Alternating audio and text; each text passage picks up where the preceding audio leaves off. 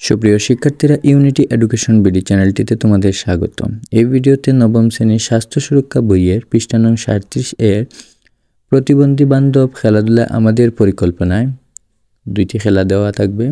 আমার দলের খেলার নাম, কিভাবে খেলবো, নিয়মকানুন কিভাবে শিথিল বা পরিবর্তন করব, এই সম্পর্কে এই ছকতে খেলা 1 এবং খেলা 2 এই ছকটি পূরণ করব। তাহলে চলো এই ছকটি পূরণ করি। খেলা 1-এ আমার দলের খেলার নাম ক্রিকেট। খেলার নিয়ম ও পরিবর্তন করব।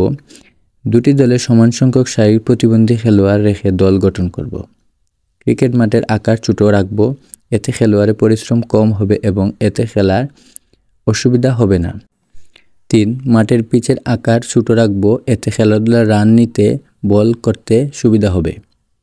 4. শারীরিক প্রতিবন্ধীদের কথা বিবেচনা করে তাদের জন্য বিশেষভাবে তৈরি ক্রিকেট সরঞ্জাম ব্যবহার করব। খেলা 2-এ ফুটবল।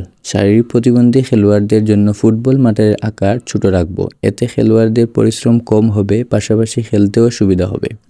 গোল পোস্টের আকার ছোট রাখব, এতে গোল করা এবং গোলরক্ষক এর জন্য বল ধরার সুবিধা হবে। শারীরিক প্রতিবন্ধীদের জন্য খেলার সময় কমিয়ে দিব, মাঝে বিরতির সময় বাড়িয়ে দিব, এতে করে সহজে ক্লান্ত হবে না। এই ছিল তোমাদের পৃষ্ঠা নং 37 এর সমাধান।